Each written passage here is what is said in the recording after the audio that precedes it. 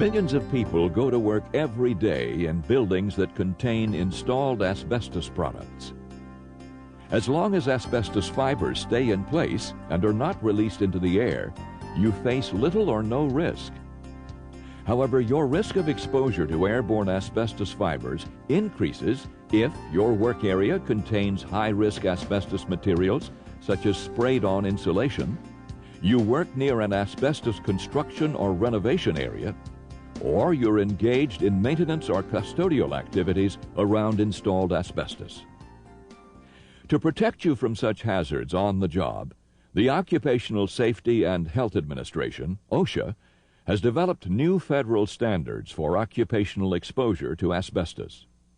Coverage under these standards is based on exposure levels determined either by atmospheric monitoring of fiber levels or by the nature of any work operations that involve asbestos exposure.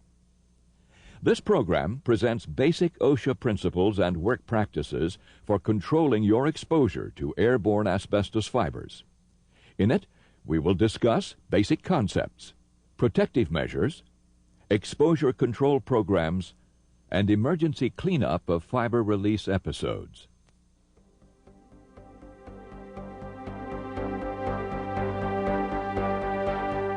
Before you learn what to do to protect yourself from asbestos exposure, you need to know how some of the basic concepts are defined by OSHA in the new standard, such as asbestos content, asbestos work classes, and permissible exposure limits, or PELs.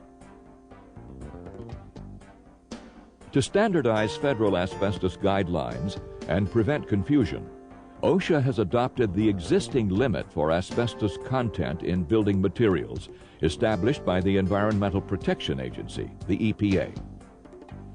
The new OSHA standards regulate two kinds of materials installed in buildings: asbestos-containing material, ACM, and presumed asbestos-containing material, PACM. Asbestos-containing material, called ACM, means any material containing more than 1% asbestos by weight. In the OSHA standards, the term asbestos includes all forms of pure asbestos, that is, chrysotile, amosite, and quasidolite, asbestiform compounds of tremolite and actinolite. Any of these minerals that have been chemically treated or altered, and any materials presumed to contain asbestos as defined in the standard. Presumed asbestos-containing material, called PACM, means certain materials that must be treated as asbestos unless it can be positively proven that they are not. All materials defined as PACM are subject to the same OSHA standards and restrictions as ACM. To protect employees from significant asbestos exposure while all suspect materials in a building are identified and tested, OSHA standards specify three types of materials that always must be presumed to contain asbestos: thermal system insulation and surfacing ACM, resilient flooring installed no later than 1980, and dust or debris near visibly damaged, degraded, or friable ACM or PACM.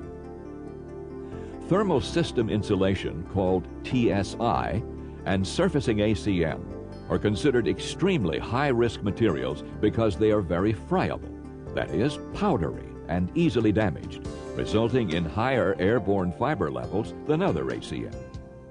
While tightly bonded ACM, such as resilient flooring, generally has a lower risk of exposure hazards, OSHA extends the presumption requirement to resilient flooring installed no later than 1980 because of its widespread use and accessibility, the difficulty of identifying its asbestos content, and the frequency of buffing and other maintenance activities that may release airborne fibers. OSHA uses a cutoff date of 1980 for its presumption rule, since buildings constructed afterwards are much less likely to have installed asbestos products. However, employers and building owners still are required to investigate materials installed after 1980 whenever they suspect the materials may contain asbestos. Finally, in areas where high-risk ACM or PACM has crumbled, been pulverized, or otherwise deteriorated so that it is no longer likely to be bound with its matrix, OSHA requires that all surface dust or debris in the vicinity be presumed to contain asbestos. Because exposure to airborne asbestos is sometimes difficult to measure reliably, OSHA standards require certain controls for specific asbestos jobs regardless of measured exposure levels. OSHA groups together work operations that have similar exposure levels and risks into 4 classes. Class 1 work operations cover the removal of high-risk ACM and PACM, such as thermal system insulation, or TSI, and sprayed-on or troweled-on surfacing material. Class 2 work operations cover the removal of lower-risk ACM and PACM, such as wallboard, roofing materials, siding shingles, and resilient flooring. Under the OSHA standards, removal includes all operations, such as maintenance, repair, renovation, and demolition activities, where ACM or PACM is removed from a building component, even if asbestos removal is not the primary reason for the project. Class 3 work operations cover repair and maintenance operations that disturb any previously installed ACM, such as working on boilers, valves, or steam pipes, and replacing light fixtures or ceiling tiles. OSHA defines disturbance as any contact with ACM or PACM that alters its position, disrupts its matrix, that is, its bonding material, or otherwise renders it friable so that it releases airborne fibers or visible debris. Cutting away a small amount of ACM or PACM to work on an underlying component is disturbance, not removal, if the amount of material disturbed can fit in one standard-sized glove bag or waste bag. Class 4 work operations cover housekeeping and custodial operations that involve minor contact with ACM or PACM, such as cleanup after Class 1, 2, and 3 work, cleaning up construction waste and debris from the installation of new ACM, stripping and buffing resilient flooring, and sweeping, mopping, dusting, or vacuuming accumulations of asbestos-containing dust from any surface, including carpeting. Since this new classification system distinguishes high-risk from lower-risk operations, OSHA has eliminated all previous references to short-term, small-scale asbestos work. This type of activity is now generally covered by Class 3 operations.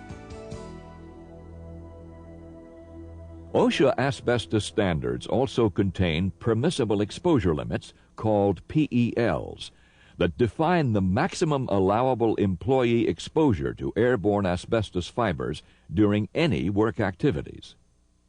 There are 2 types of asbestos PELs, the time-weighted average and the excursion limit.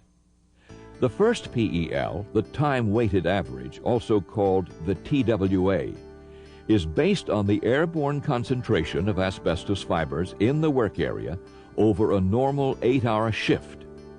The TWA may not exceed 1/10 of a fiber per cubic centimeter of air, averaged over 8 hours. An excursion is a short, severe rise in airborne fiber concentrations. It can be caused by a work activity like cutting or grinding ACM with power tools. The second PEL, the excursion limit, may not exceed 1 fiber per cubic centimeter of air averaged over a sampling period of 30 minutes. Work operations that may cause airborne fiber concentrations to exceed either one of the PELs require respiratory protection for workers as well as other protective measures.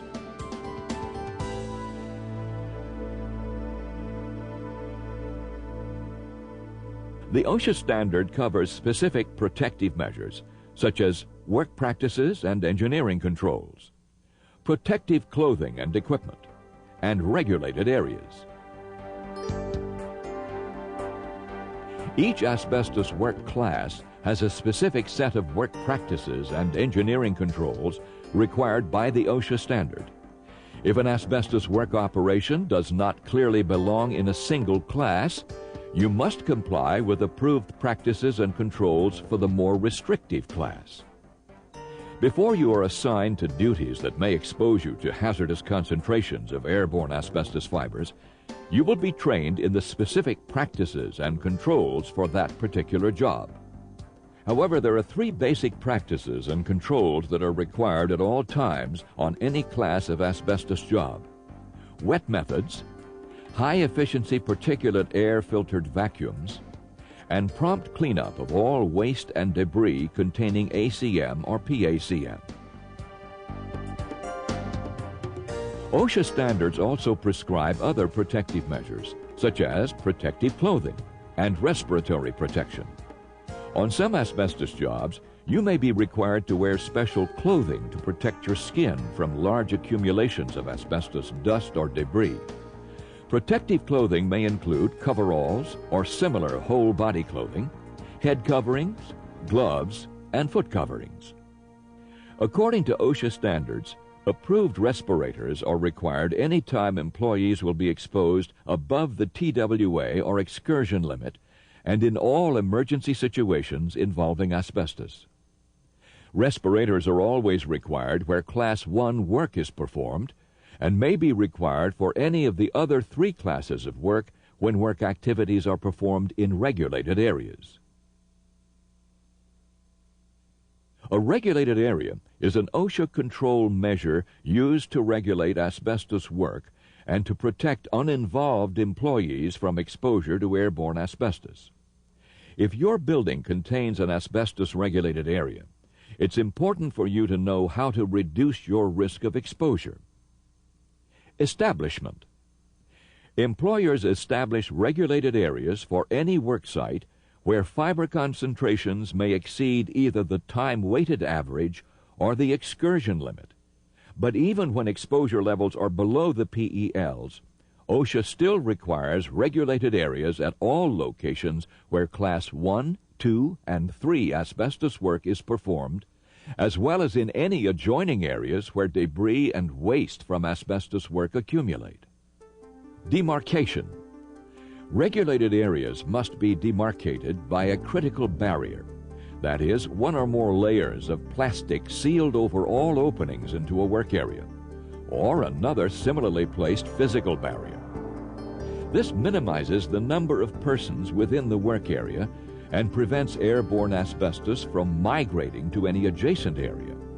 Warning signs must be posted around the regulated area to prevent unauthorized entry. Access. Entry to regulated areas is strictly limited. Never go into a regulated area unless you are authorized by your employer and your work requires you to enter. Respirators. If you must enter a regulated area where respiratory protection is required, wear a respirator approved for the airborne concentration of asbestos in that area. Prohibited activities. To avoid the possibility of asbestos fibers entering your body through your mouth, OSHA standards specifically prohibit certain activities. You must never eat, drink, chew tobacco or gum, or apply cosmetics in a regulated area. Competent person. All asbestos work performed within a regulated area must be supervised by a trained, competent person who can identify asbestos hazards in the workplace, select the appropriate control strategy for asbestos exposure, and take prompt corrective measures to eliminate the hazards.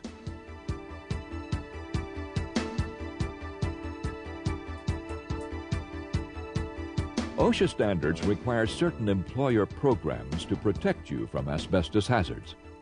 They are triggered either by exposure to ACM or PACM above the PELs, or by the class of work operation being performed. These exposure control programs include the employer's Exposure Assessment and Monitoring Program, Medical Surveillance Program, and Information and Training Program. Whenever an employer establishes an Employee Exposure Assessment and Monitoring Program, One of the duties of the competent person at the job site is to conduct assessment and monitoring in areas where workers may be exposed to asbestos fibers. Employers covered by the asbestos standard conduct an initial exposure assessment at the beginning of each asbestos job, except for most Class 4 work. Before anyone performs work, the competent person assesses the job to predict whether exposure levels during the planned asbestos work may exceed the PELs, and determine what work practices and controls will be required.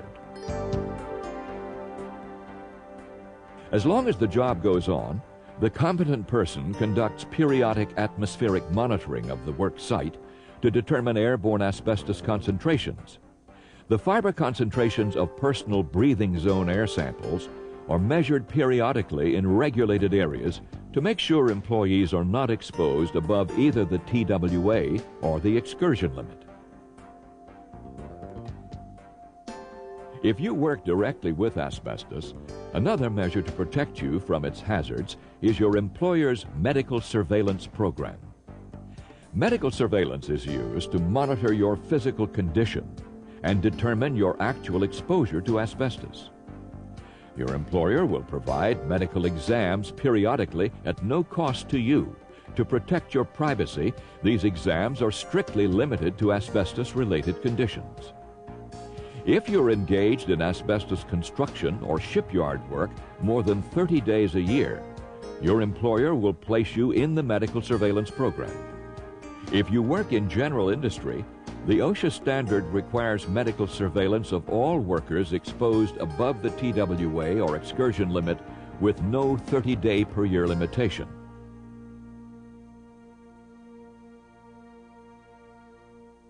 Employee information and training programs reduce your risk of exposure and show you how to work safely in areas that may contain asbestos. The new OSHA standards require building owners to maintain permanent records on ACM in their buildings. Employers must provide this information to all workers exposed to asbestos hazards. Before any work covered by the asbestos standard is performed, employers must notify all employees working in or next to the work area of the presence, location, and quantity of ACM at the work site. Any employer whose work requires the establishment of a regulated area must inform other on-site employers of the asbestos work and must explain how other employees will be protected from hazards stemming from that work. If you work next to a regulated area on your job site, your employer will check daily to make sure asbestos fibers don't migrate into your work area. If employees working next to a regulated area are exposed, the employer may either remove all employees from the area until the enclosure is repaired or perform an initial exposure assessment. Also, if you perform housekeeping activities in areas that contain ACM or PACM, your employer will inform you of the presence and location of these materials. OSHA standards require training for employees who are actively exposed to asbestos by performing Class 1 through 4 work or who install new asbestos products. Regardless of job title, such as janitor, custodian, or maintenance worker, the level of training required is determined by the specific nature of the operations performed by a given worker. To simplify and standardize federal requirements, training provisions in the new OSHA standards are identical to existing EPA training programs developed as a result of the Asbestos Hazard Emergency Response Act. This ensures that workers in every industry receive standardized training in the importance of necessary protective controls to minimize exposure during asbestos work operations, including emergency cleanup procedures.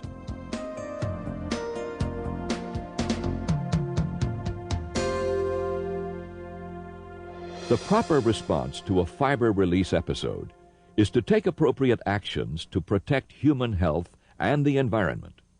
This also means you must protect your own health by using the proper procedures. What are fiber release episodes and what should you do about them? Asbestos fiber release episodes result when asbestos-containing building materials fall or are dislodged from pipes, ceilings, or other locations where they are installed. Federal training standards cover two types of fiber release episode. A minor fiber release episode involves 3 square or linear feet of ACM or less. A major fiber release episode involves more than 3 square or linear feet of ACM. Never attempt any emergency cleanup of a fiber release episode unless you have been assigned such duties by your employer and you are fully trained and equipped for the job.